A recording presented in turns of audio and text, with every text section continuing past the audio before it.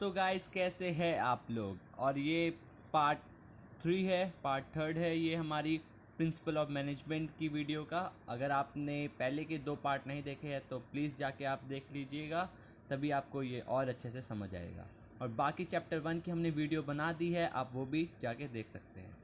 तो चालू करते हैं हम। पहले ये है हमारे टेलर साहब, ठीक है, बड़ा ही अजीब नाम है, ठीक है, FW टेलर।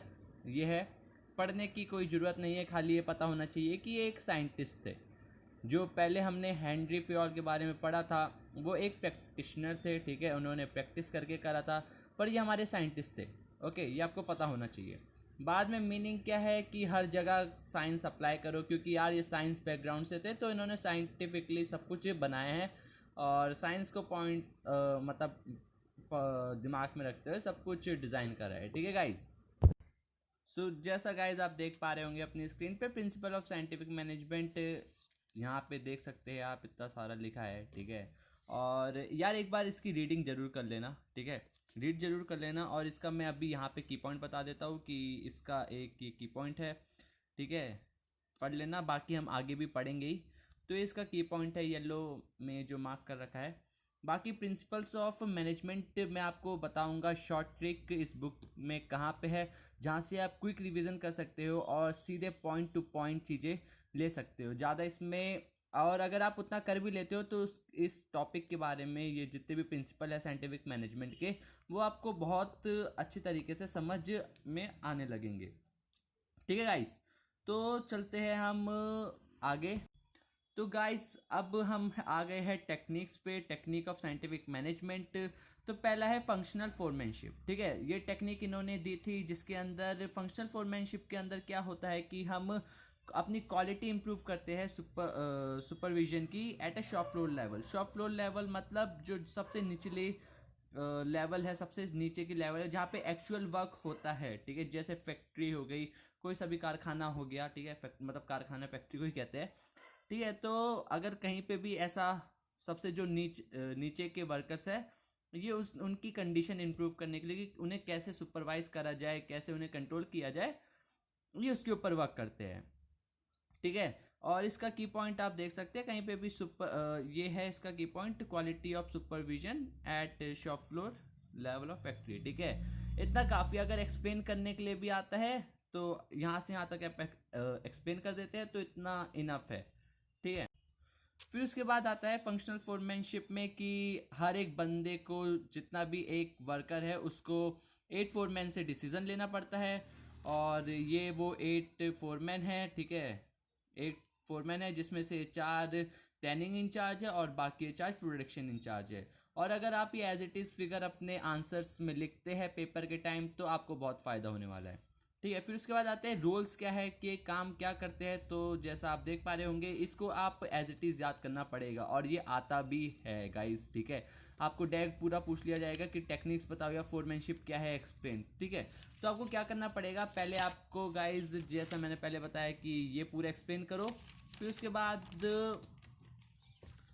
आप ये जो लाइन मैंने मार्क करी थी ये बता दो, ये डायग्राम बता दो, और इन दोनों को बता दो। बस इसके बाद आपके नंबर कहीं नहीं जाने वाले, 100% आपको नंबर मिलेंगे, ठीक है। तो इंस्ट्रक्शन कार्ड क्लर्क में आप मतलब इंस्ट्रक्शन बनाते हैं कि वर्कर्स क्या कैसे कैसे क्या इंस्ट्रक्शन होंगे, ये बनाते हैं। रूट क्लर्क में कि क्या रूट फॉलो होगा, क्या तरीका फॉलो होगा, क्या रास्ता फॉलो होगा जिससे जल्दी काम हो सके। टाइम एंड कॉस्ट क्लर्क में कितना टाइम लगेगा कोई से भी काम करने को, ठीक है। और इसका चार्ट बनाते हैं। डिसिप्लिनेरियन इंश्योर डिसिप्लिन, ऑब्वियसली नाम से पता चल रहा है, डिसिप्लिन इंश्योर करने के लिए। और फिर उसके बाद हम प्रोडक्शन इंचार्ज में आते हैं। स्पीड बॉस, कि जल्दी कैसे कंप्लीट हो सके और टाइम पे कैसे कंप्लीट हो सके, उससे related. Speed boss, gang boss, ये सारी मशीनों को रेडी रखेगा, ठीक है, ताकि वर्कर्स आके काम कर सके कोई रुकावट के बिना, ठीक है। रिपेयर्ड बॉस, अगर कोई मशीन ख़राब हो जाती है, कुछ हो जाता है मशीन के साथ, तो ये इंश्योर करेगा कि उसको सही करे और जो मशीनें हैं वो सही से चलती रहे। इंस्पेक्टर, वो क्वालिटी चेक करेगा, अगर वर्कर्स काम कर रहे हैं, कुछ काम कर रहे हैं, तो वो क्वालिटी का वर्क कर रहे हैं या नहीं, कि ऐसे ही बस करते चले जा रहे हैं। फिर उसके बाद आता है standardisation and simplification of work. Standardisation of work के अंदर हम क्या देखते हैं कि कोई सा भी काम जो हम कर रहे हैं वो एक स्टैंडर्ड से होना चाहिए, ठीक है। हम एक स्टैंडर्ड फिक्स कर देते हैं कि इस स्टैंडर्ड से हमारा काम होगा, हमारा बिजनेस चलेगा। अब वो स्टैंडर्ड कुछ भी हो सकता है, ठीक है। वो मशीन से रिलेटेड हो सकता है स्टैंडर्ड, प्रोडक्शन से रिलेटेड, प्रोडक्ट से रिलेटेड, किसी से भी रिलेटेड स्टैंडर्ड हो सकता है।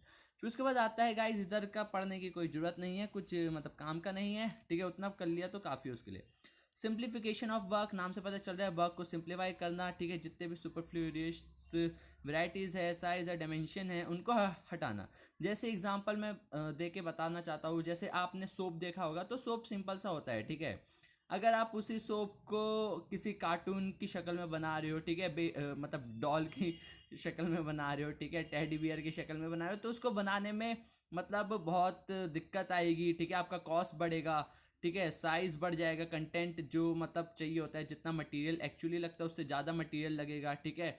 और बहुत वैराइटीज़ करनी पड़ेगी, ठीक है। तो आपका टर्नओवर बेसिकली बढ़ जाएगा। अगर आप ये नहीं करते तो रिजल्ट क्या होगा, आपका टाइम सेव होगा, लेबर सेव होगा, मशीन सेव होगी।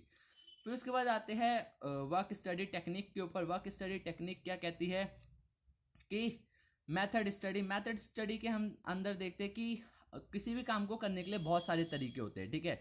पर हमें उसमें से बेस्ट मेथड चुनना होता है। अब वो कोई से भी मतलब पैरामीटर के ऊपर हो सकता है कि किस पैरामीटर के ऊपर आप उसको चुन रहे हो, ठीक है। तो कोई से भी वर्क को चुनना, वैसे बहुत सारे हमारे पास वर्क होते हैं, बहुत सारे मेथड्स होते हैं, तो किसी अच्छे से बेस्ट मेथड को चुनना वो हमारे मेथड स्टडी के अंदर आता है, जिसकी वजह से हमारा क्या होता है, कॉस्ट मिनिमाइज हो जाता है और क्वालिटी मैक्सिमाइज हो जाती है, ठीक है। फिर उसके बाद आता है guys motion study. Motion study के अंदर हम क्या करते हैं कि हमें देखना होता है कि किसी भी चीज़ को एक जगह से दूसरी जगह पे ले जाने के लिए कितना टाइम लग रहा है, क्या लग रहा है। तो ये हम मोशन स्टडी के अंदर पढ़ते हैं बेसिकली, ठीक है। ज़्यादा पूछते नहीं हैं, पर हाँ पूछ लिया तो कुछ कर भी नहीं सकते, तो रिस्क लेके हमें नहीं चलना। फैटिक स्टडी हमारी मदद करती है टाइम रेस्ट इंटरवल को डिटरमाइन करने में कि कितना हमें रेस्ट इंटरवल देना है, ठीक है। क्योंकि यार कोई किसी भी बंदे को अगर वो रेस्ट दोगे, ठीक है, तो उसका स्टेमिना रिगेन करने में वो मदद करेगा, ठीक है।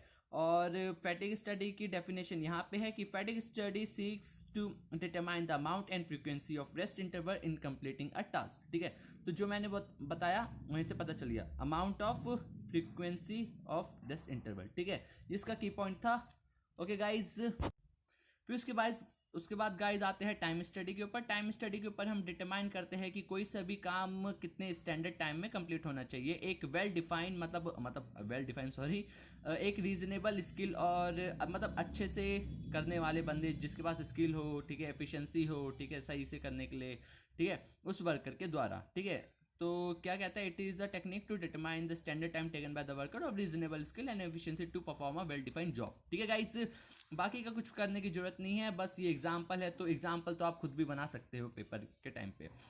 फिर उसके बाद आता है डिफरेंशियल पीस वेस्ट सिस्टम, जिसके अंदर खाली इतना पढ़ लेते हो और ये टेबल बना देते हो, पेपर के टाइम पे अगर पूछते हैं तो काफ़ी है, वैसे अगर इतना याद कर लेते हो तो हो जाता है, ठीक है। जिसके अंदर क्या होता है, दो वेजेस होती है, एक उस वर्कर के लिए जो कि एक स्टैंडर्ड आउटपुट से ज़्यादा प्रोड्यूस करता है या उतना प्रोड्यूस करता है, और एक दूसरे वर्कर के लिए जो कि स्टैंडर्ड आउटपुट से कम प्रोड्यूस करता है, ठीक है। तो जो वर्कर ज़्यादा आउटपुट प्रोड्यूस करता है एक्चुअल आउटपुट से, उसको ज़्यादा मिलता है, वहीं जो दूसरा वर्कर कम प्रोड्यूस करता है उसको कम मिलता है।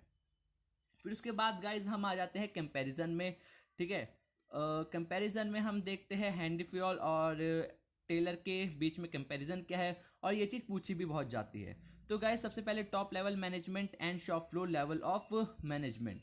गाइज आप लोगों के दिमाग में एक ख्याल आ रहा होगा कि यहाँ पे एक वर्कर को आर्ट उससे डिसीजन लेना पड़ता है, ठीक है, परमिशन लेनी पड़ती है, तो यहाँ पे यूनिटी ऑफ कमांड क्यों नहीं फॉलो हो रहा जैसा कि हैंडी फ्यूल के में फॉलो हो रहा था गाइस। क्योंकि सबसे मेन रीज़न यहाँ पे है ये, क्योंकि हैंडी फ्यूल जो है वो टॉप लेवल मैनेजमेंट पे फोकस करता है, वहीं एफडब्ल्यू टेलर जो है वो शॉप फ्लोर लेवल के ऊपर फोकस करता है। क्योंकि एक लेबर को एक इंस्ट्रक्टर के पास भी जाना पड़ता है, अगर कोई मशीन खराब हो जाती है उसके पास भी जाना पड़ता है, वो खाली एक बंदे को बोल के नहीं कर सकता, ठीक है। आप लोग समझ सकते होंगे, ठीक है, तो रिलेट कर सकते हो, ठीक है। तो अलग अलग बंदे के पास जाना पड़ता है। अब जैसे आप स्कूल में हैं तो आप परमिशन लेने के लिए या कुछ चीज़ पूछने के लिए कभी इंग्लिश वाली टीचर के पास जाते हो, कभी हिंदी वाली टीचर के पास जाते हो, कभी बीएसटी की टीचर, कभी मैथ्स की टीचर के पास जाते हो, ठीक है, डायरेक्ट प्रिंसिपल के पास तो नहीं चले जाते ना। तो ऐसे हाई लेवल के लिए ये फॉलो होता है, पर लोअर लेवल के लिए नहीं। फिर उसके बाद बेसिस ऑफ फॉर्मेशन, ये पर्सनल और ये ऑब्जर्वेशन के ऊपर, क्योंकि यार ये साइंटिस्ट था, ये बंदा वैसे इन मैनेजर था और इसने प्रैक्टिस करके करा है, ठीक है। फोकस ओवरऑल एडमिनिस्ट्रेशन के ऊपर, ये खाली प्रोडक्शन के ऊपर फोकस करता है। ये जो यूनिटी ऑफ कमांड का जो मैंने बोला, ये वही फॉलो हो रहा है यहाँ पे। एप्लीकेबिलिटी, ये पूरी दुनिया में एप्लीकेबल है, और ये कुछ स्पेसिफिक सिचुएशन में ही एप्लीकेबल है, हर जगह पे नहीं, ठीक है। और ये जनरल थ्योरी दी है इन्होंने, और ये साइंटिफिक थ्योरी, और ये प्रैक्टिशनर थे जैसा मैंने बोला, और ये साइंटिस्ट थे, ठीक है। ये भी मैं बोल चुका हूँ स्टार्टिंग में ही वीडियो के, ठीक है। फिर उसके बाद आते हैं यार सीधे गाइस, ओह सॉरी, फिर उसके बाद गाइज हम सीधे आते हैं प्रिंसिपल्स ऑफ साइंटिफिक मैनेजमेंट में। Scientific principles of scientific management में science not rule of thumb, ठीक है, यहाँ से आप पढ़ सकते हैं और इजीली जल्दी कंप्लीट भी हो जाएगा आपका। तो साइंस नॉट रूल थंब के अंदर क्या होता है, यहाँ पे बहुत सारे मेथड होते हैं। फर्स्ट पॉइंट लेके चलते हैं, यहाँ पे बहुत सारे मेथड होते हैं जिसमें से हमें बेस्ट मेथड चुनना होता है जिससे हमारा काम जल्दी से कंप्लीट हो सके। और ये मेथड डेवलप कैसे होता है, ये हमारी साइंटिफिक स्टडी और एनालाइज करके डेवलप्ड होता है, ठीक है। और जब एक बार ये मेथड डेवलप हो गया तो हमें ऑर्गेनाइजेशन में उसी को फॉलो करना है, ठीक है। रूल ऑफ थंब को हटा देना है, ठीक है। हार्मनी नॉट डिस्कार्ड, नाम से पता चल रहा है कि भाई मिलजुल के ये सब करके रहना है, ठीक है। ना मैनेजर को कुछ करना, मतलब कंपटीशन रखना है वर्कर्स से, ना वर्कर्स को कंपटीशन रखना है मैनेजर से, ठीक है। मैनेजर जो गेन हो रहा है कंपनी का वो वर्कर्स के साथ शेयर करे, और वर्कर्स हार्ड वर्क करे कंपनी के लिए और मैनेजर के मतलब ग्रोथ के लिए। और मेंटल रेवोल्यूशन क्या कहता है, मेंटल रेवोल्यूशन कहता है कि जो वर्कर्स और मैनेजर के बीच में ये एटीट्यूड है, ठीक है, कंपटीशन वाला, उसको बदल के कॉपरेशन में लाना है, ठीक है। और कॉपरेशन नॉट इंडिविजुअलिज्म, यार गाइस ये इसी का ही एक्सटेंशन है, ठीक है। और आप इसको थोड़ा पढ़ के आपकी बुक में भी अवेलेबल होगा, तो आप कर सकते हो आसानी से। अगर आप यहाँ से करते हो और ये पॉइंट में दे रखे हैं, पॉइंट को आप एज इट इज याद कर लेते हो और पॉइंट वाइज लिखते हो इसके बारे में पेपर में, तो इट्स इनफ, ठीक है। ज़्यादा उधर से जाने की जरूरत नहीं है क्योंकि टाइम वेस्ट ही होने वाला है, ठीक है। फिर उसके बाद हमारा आता है development of each and every person to his greatest efficiency and proficiency, ठीक है। तो वर्कर्स को डेवलप करना है, ठीक है, उनकी मतलब ट्रेनिंग देना है, ये सारी चीज़ें उनके साथ करनी चाहिए ताकि उनकी एफिशिएंसी, उनका पर्सनल डेवलपमेंट हो सके। ओके गाइज, तो ये थी आज की वीडियो। बाकी अगर आप यहाँ से पढ़ना चाहते हो तो आप यहाँ से पढ़ सकते हो, क्योंकि मैं आपको शॉर्टकट बता रहा हूँ जिससे आपका काम जल्दी हो सके और इजीली हो सके, ठीक है। बाकी आपकी मर्जी। थैंक यू गाइज, अगर आपको वीडियो अच्छी लगी हो तो प्लीज़ लाइक करना, शेयर करना और सब्सक्राइब करना। Thank you.